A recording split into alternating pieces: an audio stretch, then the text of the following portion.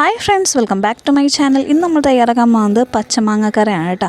അപ്പോൾ ഭയങ്കര ടേസ്റ്റ് എടുക്കുന്നൊരു കറിയാണ്. നിങ്ങളെല്ലാവരും സ്കിപ്പ് ചെയ്യാതെ തന്നെ കാണാൻ നോക്കുക കേട്ടോ. അപ്പോൾ അതിലേക്ക് പച്ചമാങ്ങ എന്ന് പറയാൻ പറ്റില്ല, കുറച്ച് മൂത്തത് തരത്തിലുള്ളൊരു മാങ്ങയാണ് എടുക്കുന്നത്. അത് 2 മാങ്ങയാണ് എടുക്കുന്നത് കേട്ടോ. ഇനി അതിലേക്ക് വെജിറ്റബിൾസായ തക്കാളി, ചെറിയ ഉള്ളിയാണ് നമ്മൾ എടുക്കുന്നത്, ഇഞ്ചി വെളുത്തുള്ളി നീളത്തിന് അരിഞ്ഞത്, പച്ചമുളകാണ് വേണ്ടത് കേട്ടോ.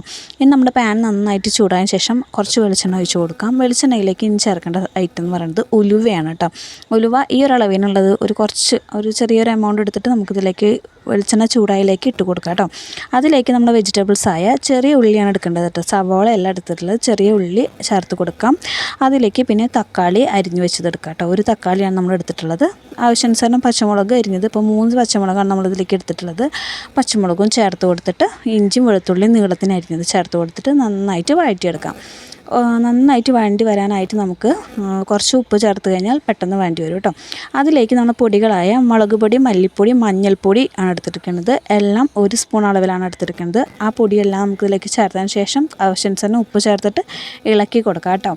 ഞാനിവിടെ പൊടികൾ എടുത്തിരിക്കുന്നത് മുളക് പൊടി 1 സ്പൂണ്, മല്ലിപ്പൊടി 1 സ്പൂണ്, മഞ്ഞൾപ്പൊടി കുറച്ച് ആവശ്യാനുസരണം ചേർത്ത് കൊടുത്തിട്ട് അതിലേക്ക് നമ്മുടെ സെക്കൻഡ് പാലില്ല, അതായത് 2ാമത്തെ പാലാണ് എടുക്കുന്നത് കേട്ടോ. തെമ്പാൽ മാറ്റി വെച്ചിട്ട് ആദ്യത്തെ പാൽ മാറ്റി വെച്ചിട്ട് 2ാമത്തെ പാലാണ് ഒഴിച്ചു കൊടുക്കുന്നത്. നാളികേരത്തിൻ്റെ പാല് ഒഴിച്ചു കൊടുത്തിട്ട് നമ്മൾ കഷ്ണങ്ങളാക്കിയിട്ടുള്ള മാങ്ങകളൊക്കെ നമുക്കിതിലേക്ക് ഇട്ട് കൊടുത്തിട്ട് നന്നായിട്ടൊന്ന് വേവാൻ വേണ്ടി വെക്കാം കേട്ടോ.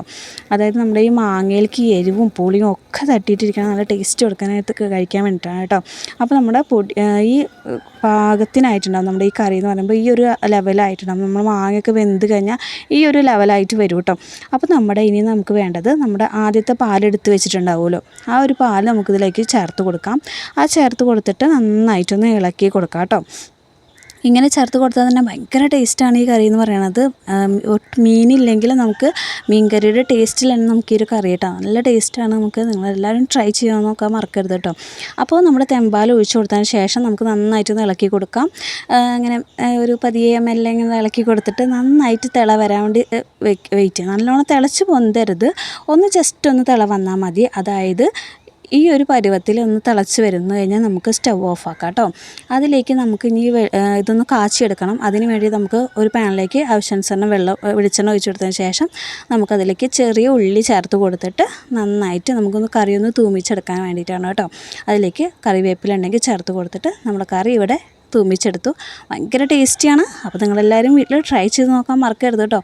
ഭയങ്കര ടേസ്റ്റും നല്ല സിമ്പിളുമാണ് കറി തയ്യാറാക്കാൻ കേട്ടോ. അപ്പോൾ നമുക്ക് മീനില്ലാത്ത സമയത്ത് ടെൻഷൻ അടിക്കേണ്ട, ഇതുപോലെ ഉണ്ടാക്കിയാൽ മതി. ട്രൈ ചെയ്ത് നോക്കിയിട്ട് ഫീഡ്ബാക്ക് അറിയിക്കുക. Bye, yes, love you all.